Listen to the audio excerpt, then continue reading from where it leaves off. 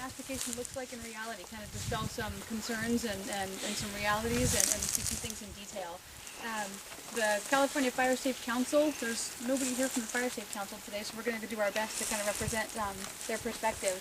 They're the ones footing the bill, bottom line. They were able to obtain some grant funding for us to do some fuel modification work here in our county and some of our strategic locations where we want to improve our fire safety for the community.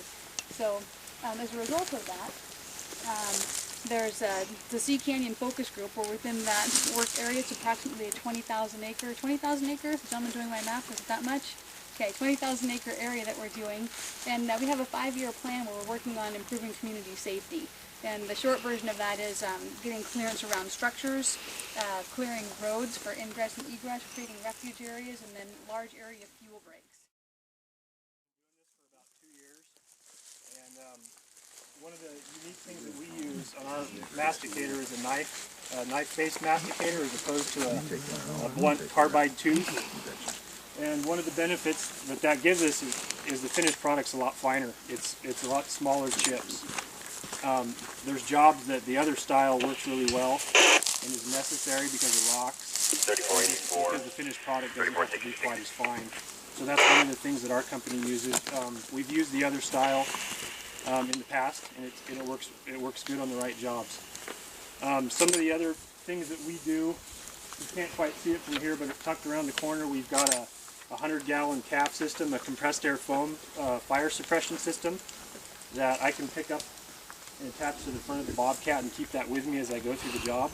And that can put out about 1,500 gallons of Class A fire foam. So it's kind of like our little fire engine that we take with us. On the bigger jobs, we don't necessarily have to support a CAL FIRE. Sometimes we're kind of out there by ourselves, so we find it necessary to be able to have fire suppression with us.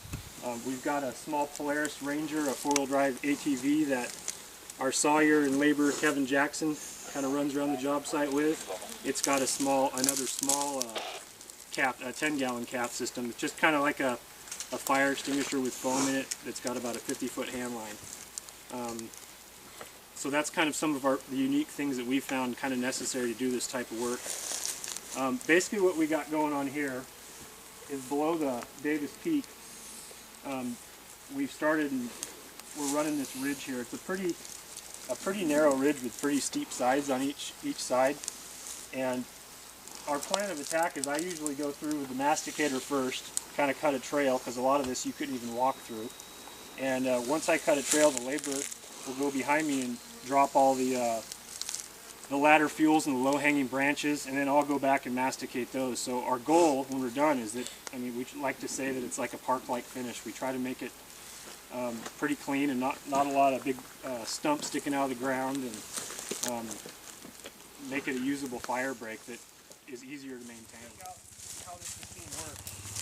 Basically, this rotor spins in this direction, which spins upwards, which is opposite of the other style that spins down. And the whole point of that is this machine tends to, as it's cutting like level on the surface, it tends to lift the material up, and then it slams the material into a big cutter bar in the back, just a big steel plate.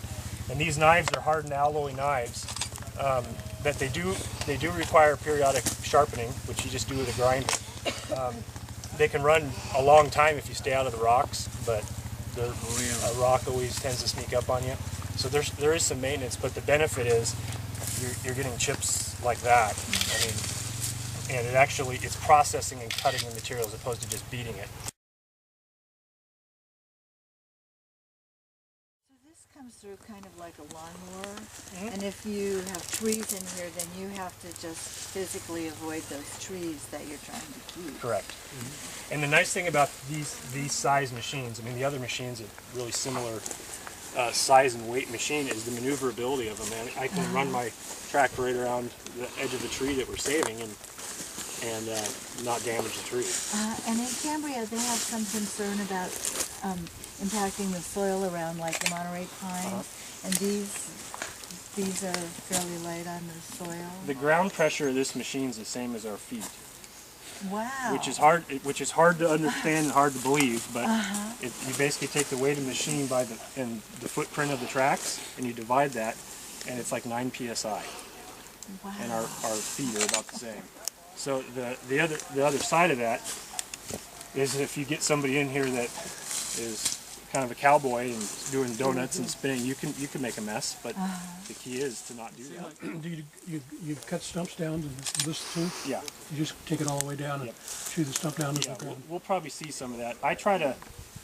It has skids on the side, which limits how low to the ground my knife cuts.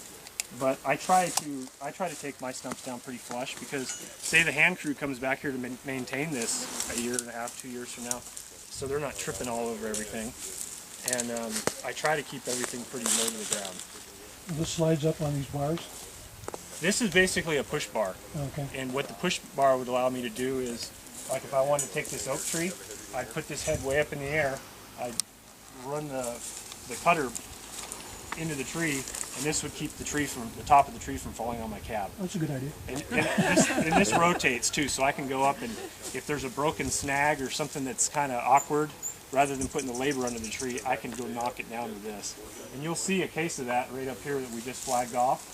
The top of that, when we get up a little closer, we'll see it, but the top of that old pine fell over literally right before you guys got here. And we haven't had a chance to deal with it, but it's probably a little high that I can't get high enough to knock it down with this, but in most cases I do. From our perspective, when we're trying to remove that tree for the hazard reduction, we're only concerned about the crown anyways. We just, you know, we would want to make sure they grind up the limbs and the limbs down to 1 inch or 2 inch in diameter. We don't really care about the main bowl, so because it's not, it's not really a fire hazard problem. Yeah, and it's as far as the cost effectiveness of me sitting and trying to grind every single thing that I possibly can, it doesn't, like Alan said, we're focusing on the ladder fuels and the brush and the really flammable stuff. So some of the stuff I could do, but it's a matter of we don't need to be sitting there for 10 minutes just trying to grind something just because we can.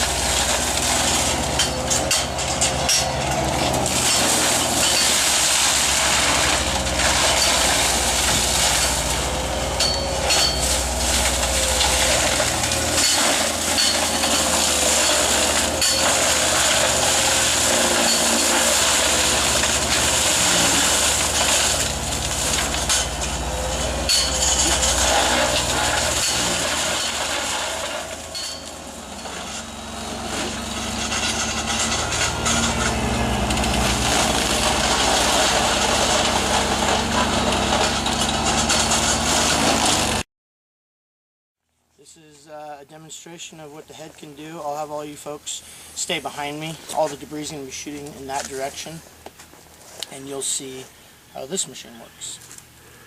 Any questions? And so the head operates, actually, maybe I'll tell you that real quick. The head operates, it spins at 3,600 RPMs, and all the teeth are considered hammers, and they're on pins. And so as the drum spins, these teeth swing like this, and I feed forward, and the drum turns like this, and the hammer comes down like that. So they're like little scoops. And so that's how this head operates. Also, I have a door on here, hydraulically controlled, and that accommodates how much I can feed at once, and I can control the chips being thrown by closing the door or opening the door. And so this is basically the mouth of the machine. This is a push bar right here that collects and funnels the material to feed into the drum. And I have shoes that will skid along to stay out of the ground as much as possible. And it's a high flow unit. And this is my machine. Yes, sir. Are these replacing the old style chippers that they would feed and chip? Because this does everything. This is kind of like a skid mounted chipper. Okay. It's a Mulcher masticator head. It does very similar to how a chipper operates.